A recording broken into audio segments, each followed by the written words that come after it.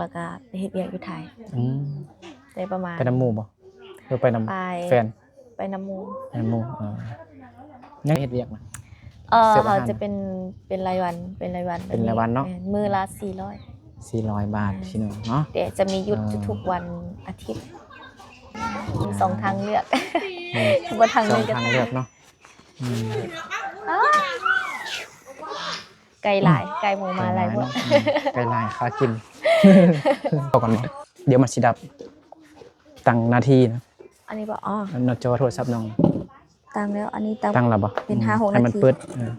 ของที่ไม่น่าสนใจโดนทิ้งไปรถเทียนต้องไปแล้วเธอก็ดับเทียนไขที่แสงมีเพียงริบลีเห็นน้ำตาเทียนหลั่งลงเป็นทาง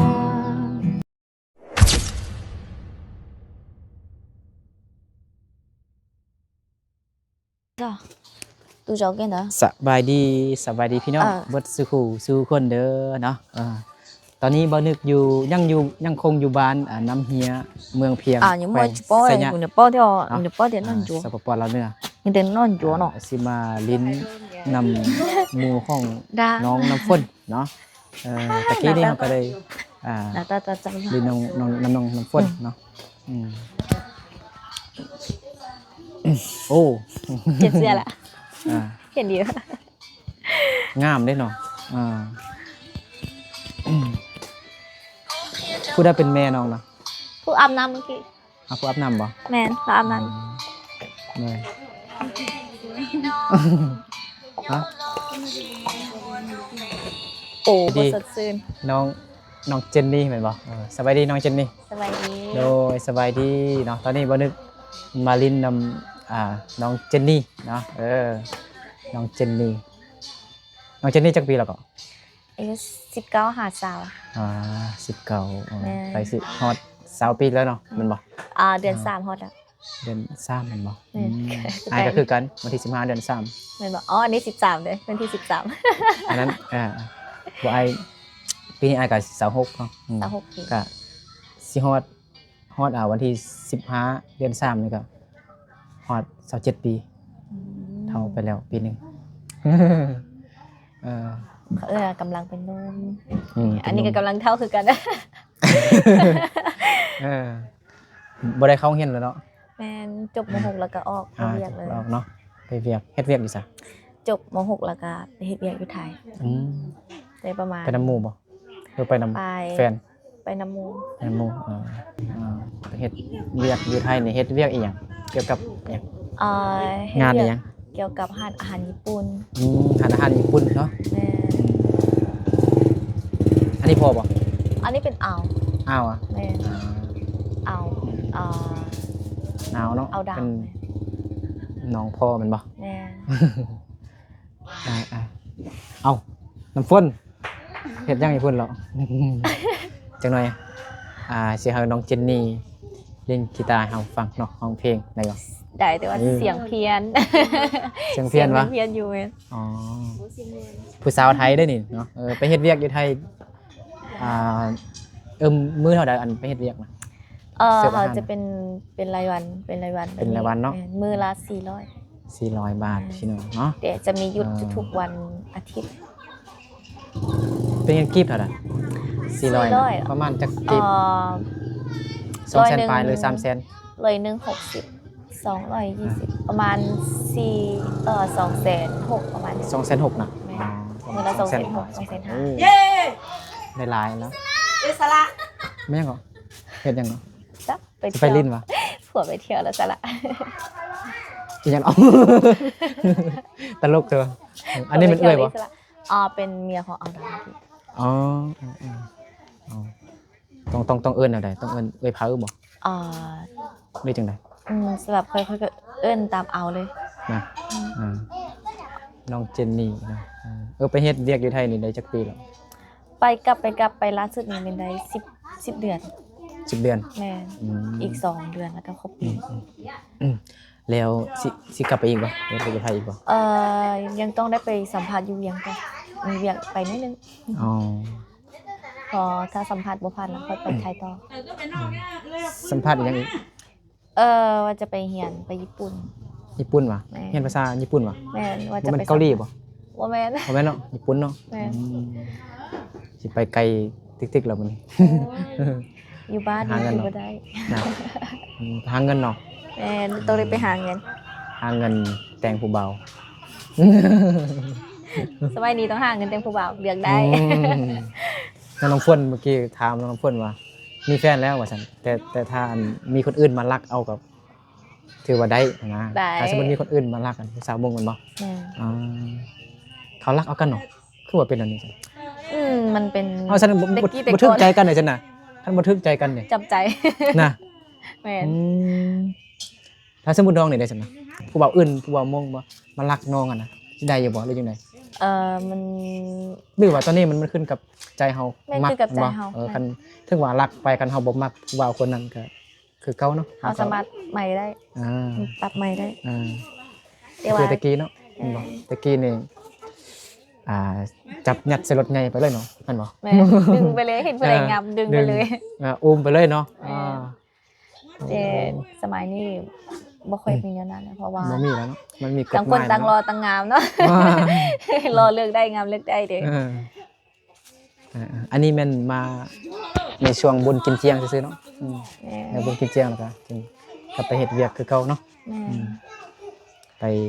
สิไปญี่ปุ่นคันสัมภาษณ์คันผ่านก็ไปญี่ปุ่นคันบ่ผ่านก็ไปเฮ็ดเวียกอยู่ไทยบ่ มีสองทางเลือกบ่ทาง ส นึ อง งจะ ทางเลือกเนาะ ไก่หลายไก่หมูมาหลายพวก ไกลายค่ากิน กินเวลา ไม่ให้มันดื้อค่ากินเลยแต่กี้เฮ็ดหยังตอนยังเข้าเรียนนะไปให้ไปส่วน มีแต่ไปหายไปส่วนไปให้น้ำพรนั่นเองไปโรงเรียนบ่ฮอดขาด ขาดโรงเรียน แม่น แต่ก็เรียนเก่งอยู่ติ โอ้ยห้องนี่ เป็นจังไดสิถามซาวลี่วันนี้ ห้องนึงมี32เฮาได้ที่32อยู่ห้องเดียวกันบ่ ฮะ บ่ได้อยู่ห้องเดียวกันบ่แต่จะอยู่ห้องเดียวนั้นนี่ อยู่ห้องเดียวกันกับน้องน้ำฝนเนาะ ปวดในเก่งอันนี้ มันเก่งวะ อันนี้บ่ได้เลยนี่นะ ลมผู้เบา ลงผู้บ่าวได้เก่ง เออ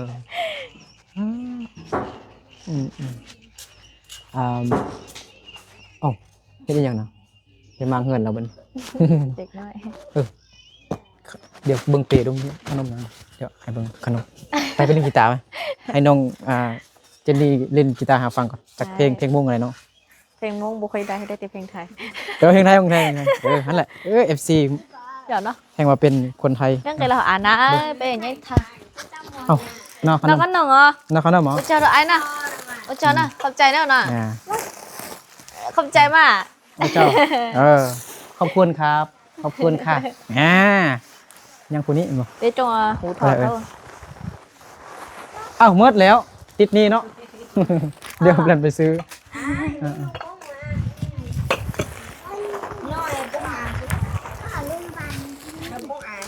เราขนม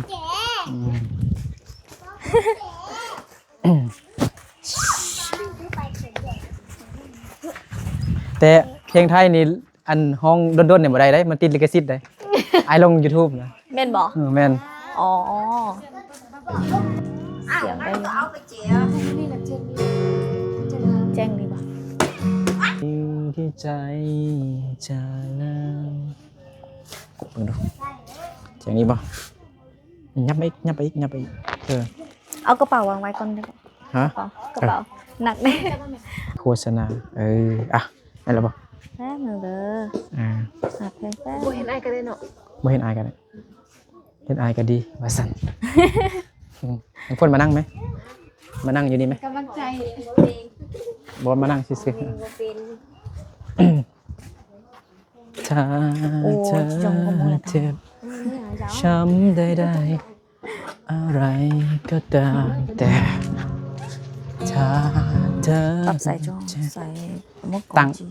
น้องมาตั้งหน้าจอก่อนบ่เดี๋ยวมันสิดับตั้งหน้าที่นะ อันนี้บอกอ๋อ หน้าจอโทรศัพท์น้อง ตั้งแล้วอันนี้ตั้ง ตั้งแล้วบ่ เป็น5-6 ให้มัน นาที เปิดฮะ เสียงเปลี่ยนเลยถ่ายแล้วอ่ะ ยังบ่ได้ตั้งเถอะดิกำลังตั้งใช่ก่อนตัว เพราะว่าเสียงเปลี่ยนนั่น เอาไปไทยก็เอากีตาร์ไปนำบ่ ฮะ ไปไทย ไทย ก็ วะมีตัวหนึงซื้อไว้อยู่ไทย ซื้อไว้อยู่ไทยลิ้นอยู่ไทยกลับบ้านมาบ่ได้เอาไปบ่ได้เอามานำ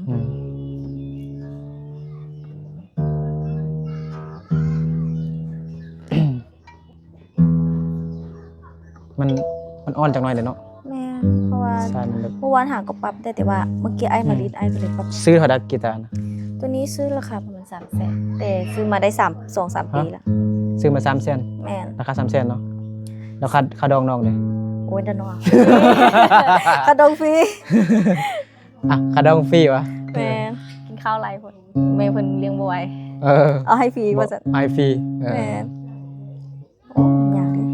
แม่น้องจินนี่ว่าเอาไอฟรีจัง กินข้าวอะไรเพิ่นสร้างว่า ไม่มีค่าดองฟรีว่าซั่น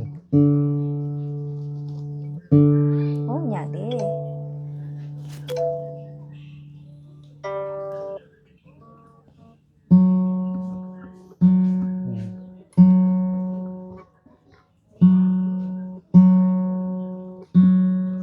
กลับมาบ้านบ่คิดฮอดไทยบ่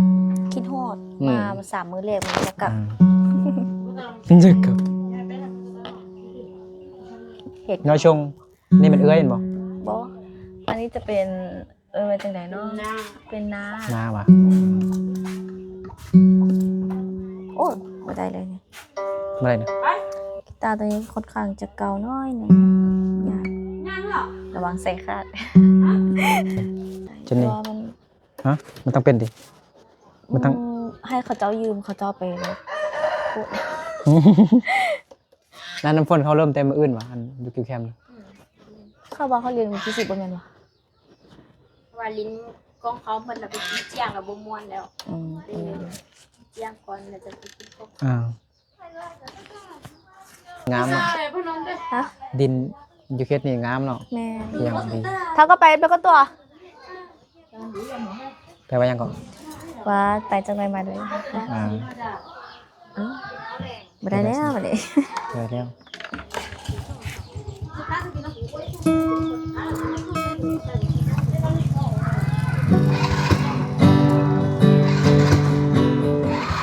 เอาแบบนี้ก็ได้เนาะ ได้เลย ใส่ตัวนี้จะค่อนข้างจะเปลี่ยนน้อยหนึง อันนี้ไปยังเนี่ย น่า กินเบี จะ ยร์ ไปสวยเวียกับเจ้าลอง นานมาแล้วที่เธอจากไปมีความไม่เข้าใจยังคือบ้องกัน เบิ่งก่อนสิ่งของ เบิ่งเนาะ เป็นสิ่งของ อ๋อ เดี๋ยวตอนนั้นเนี่ย สิ่งของสิวะ จริงๆว่า สิ่งของน้องเข้าบ่ได้นี่นะ อันนี้มันน้องแคปจอไว้ขอจอ อ่า น้องเคยแคปจอไว้ อืม ลองก่อนเนาะ ห้องไปเลยที่ห้องนำผมบ่เคยบ่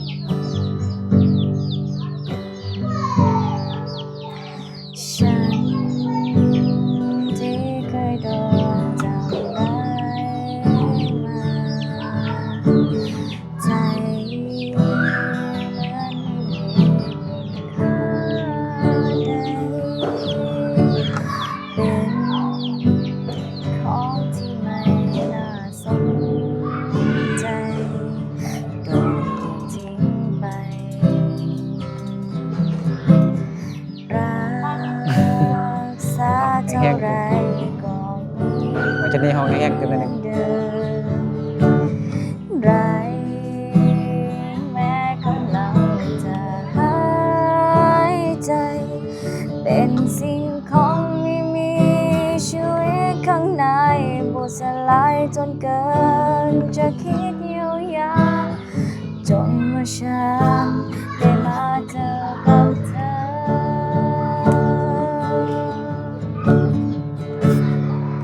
คนอย่างฉันถู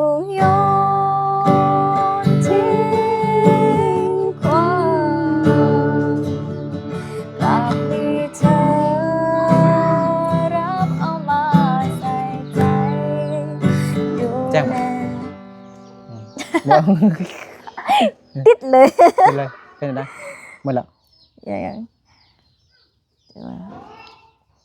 อ๋อดูแลต่อได้บ่หรือว่าเท่าไหร่ แล้วแต่ แต่ มักแนวใดเฮ็ดแนวใด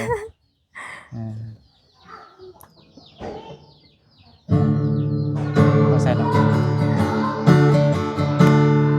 คนอย่างฉันถูกยอ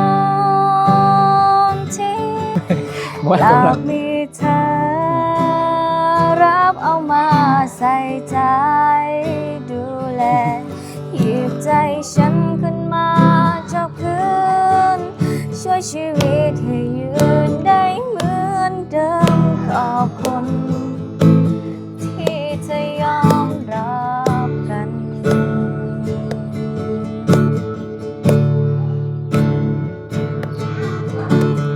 รั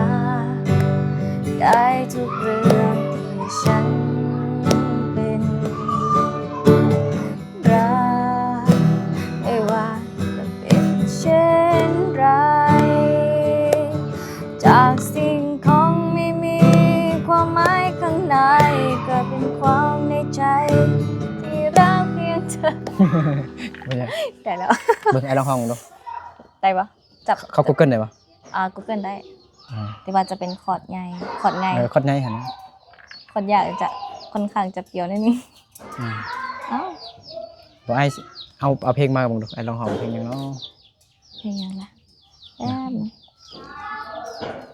สับข้างแน่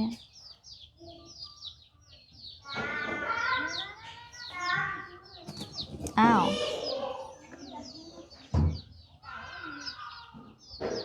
ลองดู คือได้ เพลงหยังน้องเอาเพลงหยังน่ะ ไอ้เจะห้องเพลงได้ เพลงหยังเนาะ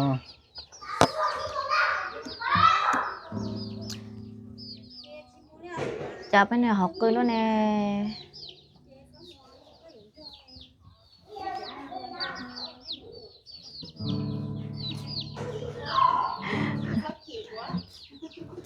เพลงหยังเนาะคือเพลงอะไร ฝุ่น11ฝุ่น ฮะ สงสาร เพลงหยังก็ เพลงฝุ่น11ฝุ่นสงสารนี่ ห้องว่าจังได๋ห้องดู เอ่ออาจจะมี นี่น่ะกลับมาได้บ่นี่เพลงหยังนี่ ขอกลับมาได้บอนี่หรอ ลองห้องมึงดูมันห้อง เอ่ อะ อ ไรก็ เพลงนี้ถ้าเป็นกีตาร์เนี่ยมันจะเป็นเสียงสูงมันห้องยากเลย เสียงสูง กลับมาได้บอก ลับมาได้บ่นะ กลับมาได้บอหัวใจน้องคิดฮอดอ้าย เสียงสูงเลย สูงเอาเพลงใดสินะอยู่บ่ได้ หนาวปีนี้ดู หนาวปีนี้ หนาวปีนี้เธอบ่อยู่บ่ฮู้สิกอดไผ อุ้ยเสียง เสี ดี ยงบ่ก่อยนั่นน่ะมันเสียงน้อยพุ่นน่ะมันเสียงมันจังได๋วะ นาน อ่อนๆมันบ่มีพลังนะในห้อง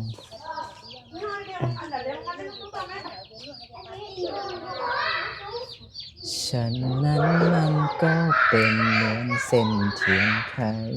ได้บ่ เพลงนี้ได้แต่ว่าลิง เสี กี ยง ตา ใคร ร์บ่ได้ ที่มีความหมายเอาล่ะ อันนี้บอกเล่นกีตาร์ได้แต่ว่าห้องมันจะ นะให้บ่ดู ห้องกูเป็น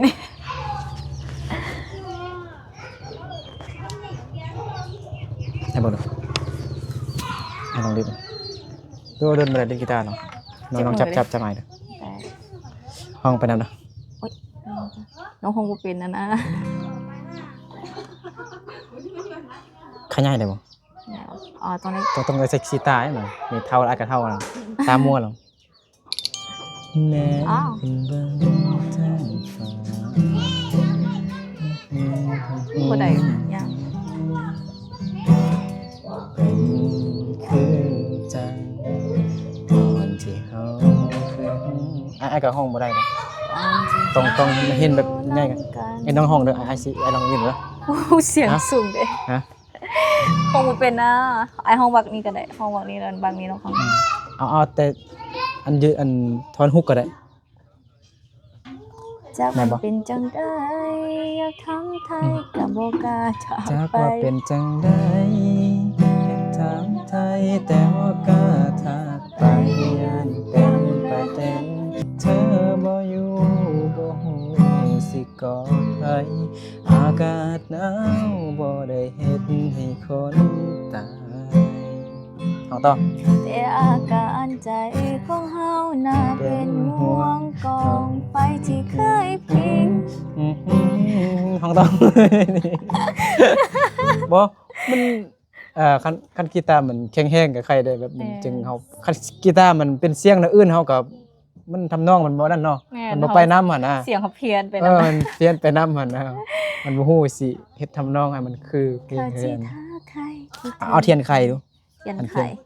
ฉันนั้นมันก็เป็นเหมือนเส้นเทียนไขไอ้โดนบ่ได้เล่นกีตาร์ก็เลย เทียนไข จับคอร์ด คอร์ด บ่ ง่าย ค่อยอันปานใดเพลงเวียดยังไง น้องกับบุคคลได้ลินเลยโด น้องอาวันมันมีบ่มีคาโปเนาะอาจจะยากเลยครับมันคอร์ดยากนะอาจจะจับยากเลย แม่อันนี้ เฮา จะ ได้แต่ C E อันนี้ ยังต่างๆเลยเนาะ อ๋อแบบนี้ก็ได้ ง่ายอยู่บ่คอร์ด ง่ายอยู่คอร์ดง่าย อ่าฟังแล้ว ฉันนั้นมันก็เป็นเหมือนเส้นเทียนไขที่มีความหมายแค่เพียง เป็นบางกลางกลาเธอจุดฉันเพื่อคันเวลาเมื่อต้องไฟฟ้าไม่มาแล้วเมื่อดับไป ยอมเผาตัวเองเปล่งแสงเพื่อเธอ เต็มใจเสมอเพื่อเธอฉันทำด้วยใจ แม้ เดี๋ยวเออกดจี้เนาะลืมอ่ะพอต่อ แม้ว่าเธอจะมีเทียนไข อ่ะเสียงน้องมนต์ได้ แต่ในหัวใจของเธอก็รอไฟมา กีตาร์มาเปลี่ยนพด อยากทำให้มากกว่านี้ แต่มีแค่เพียงเท่านั้น อยากอยู่กับเธอนานๆแต่มันเป็นไปไม่ได้ เป็นแค่เทียนไขจะเทียบอะไรกับไฟฟ้า ก็เข้าใจดี ไฟมาแล้วเทียนต้องไป แล้วเธอก็ดับเทียนไขที่แสงมีเพียงริบหรี่เห็นน้ำตาเทียนหลั่งลงเป็นทางนี่คือเบื้องหลังแสนเศร้าของความหวังดี ไฟฟ้ามาค่าเทียนไม่มี มาถึงวันนี้เหลือเพียงแค่น้ำตาเทียนได้อยู่ กีตาร์เพียนเนาะก็ได้จับจนได้มันแรนอยู่เอาน้องห้องบ่นี่ โอ้อยากได้น้องของ บ่ของเพลงได้กันได้อื่นกัน พี่กระ เสียงน้องเจนนี่บ่ธรรมดาพี่น้องเนาะคือน้องเจนนี่คนไทยเลยเนาะนั่นก็เจนนี่อันน้องว่าว่าหยังก็เมื่อกี้ ได้หมดท่าสุด ได้หมดท่าสุดซื่นนั่นน่ะบรรยากาศดีพี่น้องเนาะอยู่บ้านอยู่เฮือนของน้องเจนนี่เนาะมีต้นไม้กินมักมีมะขามอิหยังก็มีทุกอย่างเนาะยังบ่มีแฟนก็มีแล้วเนาะ มีน้อย มีน้อยนึงน้อยนึง 50-50%คือน้องน้ำฝนมีแฟนแล้ว แต่ว่าถ้ามีคนอื่นมารักเอาก่อนก็ได้ก่อนว่าซั่นโอ้ยต้นมะขามนี่ก็เด้อ ตัวามีเครือมักบวบเนาะ แม่ บวบ2หน่วยกัน ตะกี้ปลูกอยู่นี่แล้วขึ้นไปตายไป ตายไป แม่น น้องไปรักตัด เอาไป ตัดเครือ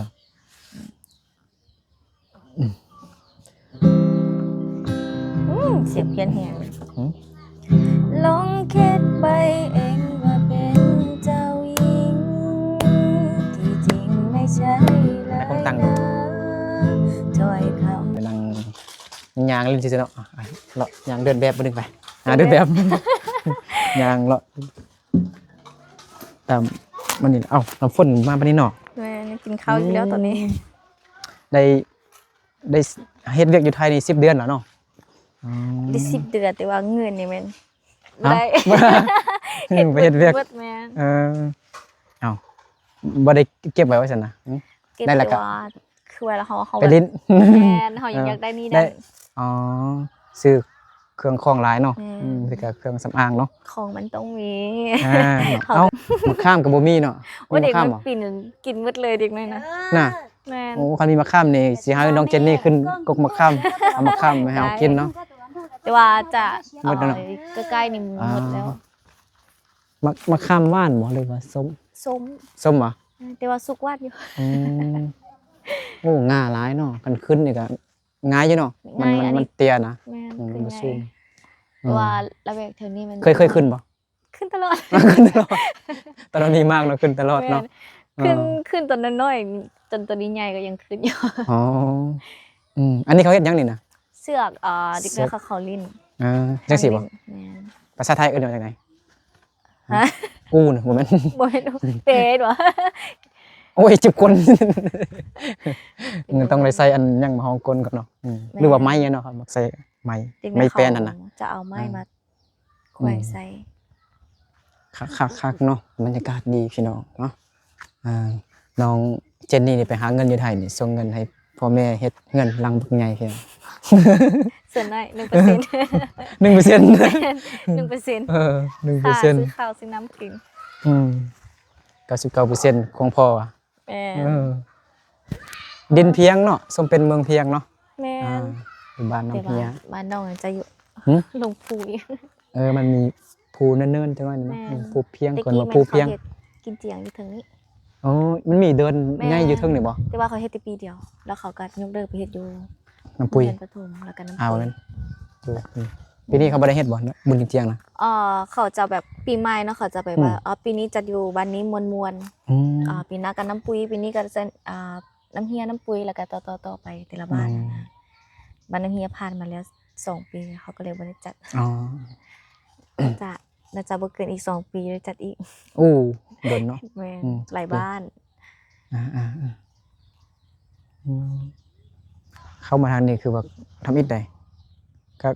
มานำเฮียก็มีแต่ขี่รถไกลไปไกลมาทางยากซื่อบ่เคยเข้ามาในหมู่บ้านนี่นะ เวลานี้มีผู้สาวงามเด้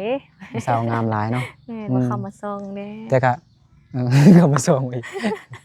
แต่ที่แถวนี้เขาคือว่าอันนั้นเนาะเขาจะคือเจริญจังน้อยได้หั่นนะบ่ค่อยมีอันแบบเฮือนแบบเป็นคลาสสิกหั่นนะแบบดั้งเดิมหั่นนะเขาจะแบบเฮ็ดโมเดิร์นแบบเฮือนกอหมดแล้วหั่นนะFC ส่วนหลายเพิ่นก็มักเบิ่งแต่แบบดั้งเดิม ตั้งเดิม หลายกว่านะเพราะว่ามีแต่คนอยู่กรุงเทพบ่ก็อยู่สหรัฐอเมริกาเพิ่นก็เบิ่งหั่นนะอยากไปหาเงินอยู่ไทยได้เนาะไปนำน้องได้บ่ ได้โอ้ เขาก็เอาคนอันผู้ชายอยู่บ่ เอา ไปเฮ็ดหยังผู้ชายน่ะเสิร์ฟอาหารด้วยกันบ่ คือกันแม่นเป็นพวกครัวเซฟก็ได้ อืม เป็นครัวก็ได้เสิร์ฟก็ได้ นั่งเล่นดีๆกัน เมื่อยแล้วนะ ห้องเพลงเมื่อยแล้วนั่งบ่ฮักบ่ตังนะ ตังตัวนี้นั่งนิดกุน หนีบก่อน นั่งได้อยู่ นั่งได้อยู่บ่ แม่นนะเด้อ มานั่งลมเรื่องไปเฮ็ดเวียกอยู่ไทยนี่เนาะ400เนาะมื้อนึงแม่นบ่อันสมมุติเราเฮ็ดเวียกมื้อนึงเนี่ยเขาตอนแรกครับเขาเข้าใจเฮาแล้วบ่ว่าจังได๋ แม่ หรือว่าเป็น15มื้อจึงจ่ายหรือจังได๋ ถ้าเป็นลายมือเขาจะจ่ายตอนแรงเลย จ่ายเลยเนาะ แม่นที่ถ้าว่าเขายังบ่อยากเอาเขาก็บอกเขาว่าขอเป็นวิก15 มื้อ15 มื้อเขาก็ค่อยจ่าย15 มื้อ แล้วหัวหน้าใจดีอยู่บ่หัวหน้า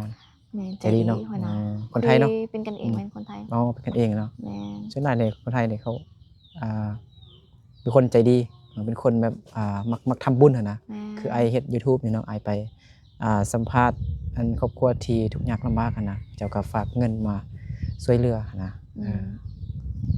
เขตอันคิวเคมมันก็คือเงินของน้องประยง ประโยช รู้ น์ จักประยงบ่คิวเคม รู้จัก เห็นอยู่ในเฟซบ่ไอ้ไปถ่ายลาวนะ แม่นเห็นอยู่ มีคลิปหนึงอันเขาคนเบิ่งจาก8-9แสนมาอยู่อันเฟซเขากดไลค์เท่าใด20,000บ่คนกดไลค์ 20,000 บ่น้องบ่เคย ตลกนะ อันนี้น้องบ่ได้ติดตามแต่ว่าน้องเห็นผ่าน ผ่านๆบ่ ๆแม่นโมเชมาก็ผ่านๆเนาะกับ เออ เฮาก็บ่ได้คิดว่ามื้อนึงเฮาสิมานั่งอยู่นี่ มาลงกันอยู่นี่ บ่ได้เห็นตัวจริงแล้วเนาะพูดมักไปสัมภาษณ์ผู้สาวมง เห็นอยู่เห็นแตะกี้ดังๆอยู่แถวน้ำปุยแม่นเจ้าบ่ แม่น แม่นบ่ ตอนใด ช่วงหลังๆเนี่ยบ่ แม่น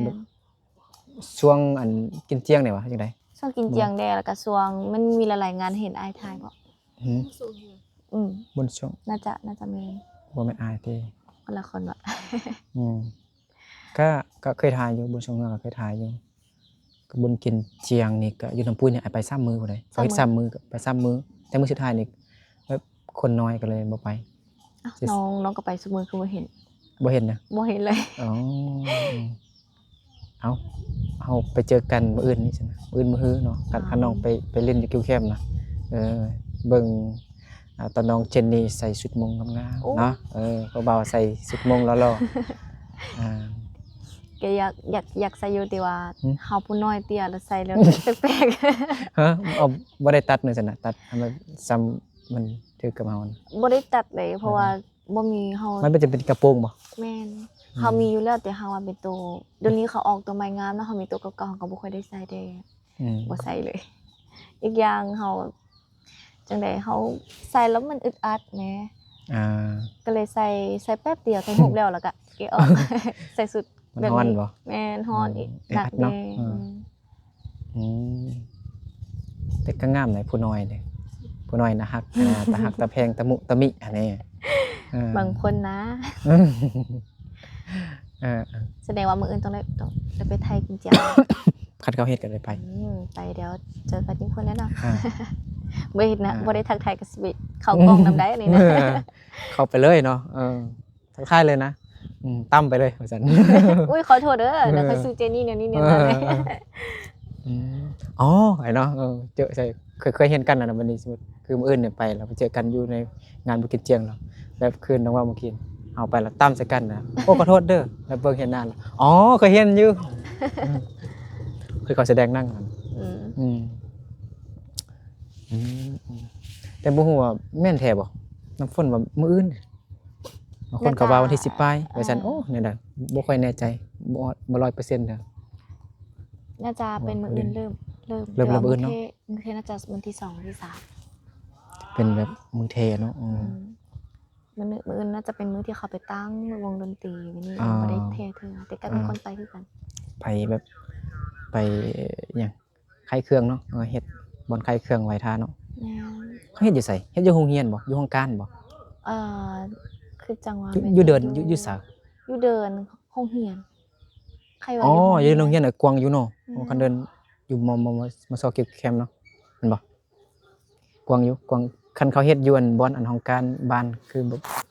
ห้อง เดิ กาน ร น้ บ้า อย นอันตอนเด็กปีไก่นี่ลงไปแม่นทางเขาจะลง ๆมันซ้ำแยกนะ สามแยกแล้วลงไปทางนี้นะ เป็น แม่ห้องเรียนบ่ฮู้ คันอยู่โรงเรียนเนี่ยใครเด้อยู่โรงเรียนกวางอยู่อาชิโอเราไปตีเกตาอ๋อต้องไปอาชิโอ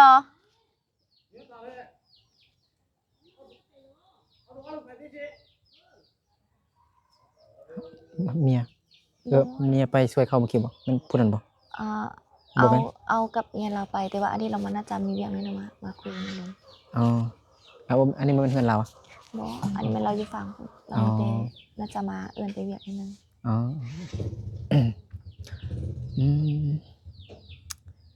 ก็มี FC หลายคนอยู่ทางฝั่งไทยอายไปเฮ็ดเวียกอยู่ไทยหั่นนะFC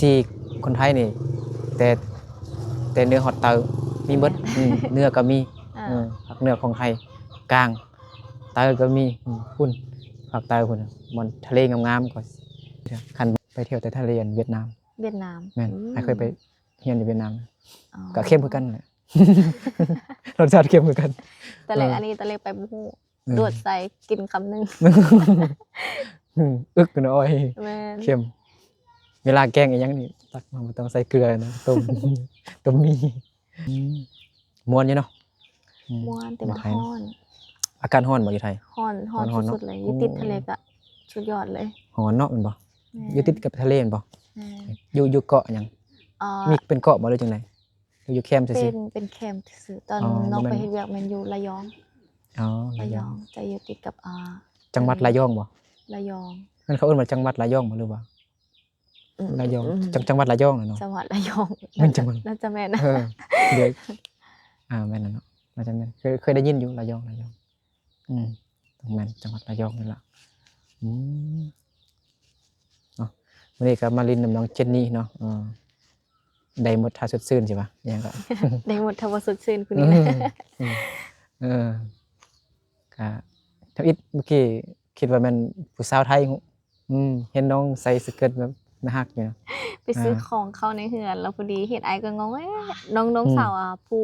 น้องสาวผู้ที่2กี้คิดทำแล้วก็สัมภาษณ์เขาอยู่เป็นหยังเราคือว่าเอาคลิปค่อยลงแล้วว่าเดี๋ยวนี้ อ้าว ตอนอยู่กินเจียงน้ำปุ๋ยว่าเราบอก น้ำปุ้ยน่ะ แม่น บอกก็ลงหมดอยู่ใน YouTube ไอ้จึงลงเต็มหั่นน่ะYouTube มันลงเต็มFacebook มันไอ้แค่ตัดต่อสั้นๆลงซื่อๆลงยาวบ่ได้นะอยู่เฟซนะลงได้แต่ว่ามันช้าหั่นน่ะ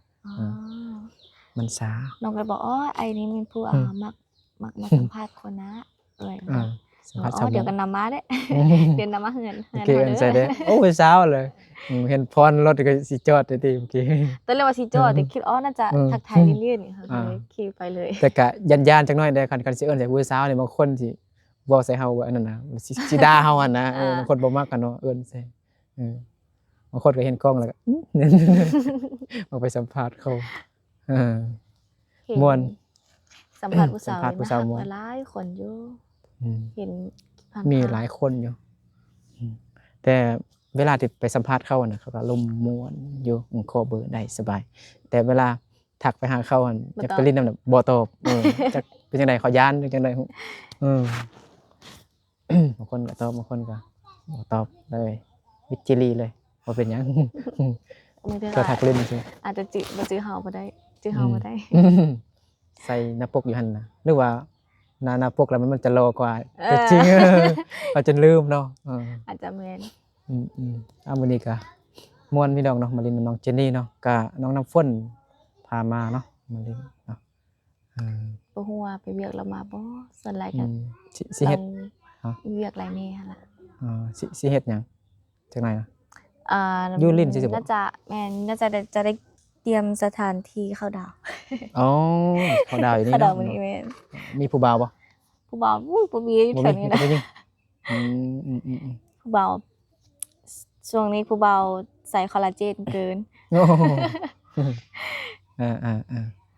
โอ้ลมน้องก็จนสิฮอด2ชั่วโมงแล้ว โอ้ยฮอด น้องร้องเพลงให้ฟังเมื่อกี้ม่วนแฮงพี่น้องเนาะน้องเพิ่นเป็นคนเป็นผู้น้อยแต่น่ารักสดใสเนาะนิสัยใจคอดีพี่น้องเนาะลมม่วนคุยเก่งเนาะบ่คือผู้สาวมุ่งเลยคือผู้สาวไทยคือผู้สาวลาวลุ่มเนาะเวลาเว้านี่เว้าชัดเจนดีพี่น้องเนาะเดี๋ยวอ้ายก็สิกลับก่อนนะขอบใจหลายเด้อน้องเจนนี่เด้อเขาดาวโดยเขาดาวมื้อแรกนี่ก็ม่วนเด้อมันมื้อแรกเนาะตะดึกมื้อเนาะเที่ยงคืนเที่ยงคืนให้มันม่วนมันเด้อกินเบียร์บ่กินกินซุมื้อส่งขอไว้จน 3-4 มื้อท้าแล้วโอ้คอแห้งแล้วเนาะ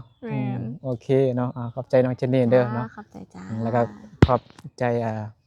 เว้าภาษาไทยมึงดูสิฝากหยังบ่เว้าหยังอยากให้เข้ามาเที่ยวมาลิ้นบ้านน้องอีหยังก็เว้าไปจักมาเที่ยวมาลิ้นหยังก็มาลิ้นบ้านน้องมาจากไหนเนาะเชิญเข้ามาเที่ยวสวัสดีค่ะฝากถึงพี่ๆทุกคนที่อยู่ประเทศไทยนะคะถ้าได้มาเรามาหาหนูก็ได้นะหนูอยู่ที่สัญญาบุรีมาเที่ยวหาหนูก็ได้เดี๋ยวหนูจะพาชมรอบๆชาวบ้านหนูให้ได้ อ่า อย่าลืมติดต่อหนูเด้อ อ่าอย่าลืมติดต่อมาเด้ออย่าลืมติดตาม มาเด้อ เอออย่าลืมติดต่อแล้วก็อย่าลืมติดตามเด้ออ๋อ เอ้ย โอเคขอบคุณ ขอบคุณ ครั ค่ะ บเอาสำหรับคลิปนี้บอกนึกกับน้องเจนนี่คนงามคนน่ารักกับคอลาพ่อแม่พี่น้องเบิดสุขูสู้คนไปก่อนเนาะเราเจอกันในคลิปต่อไปเด้อสบายดีบ๊ายบายเจอกันไว้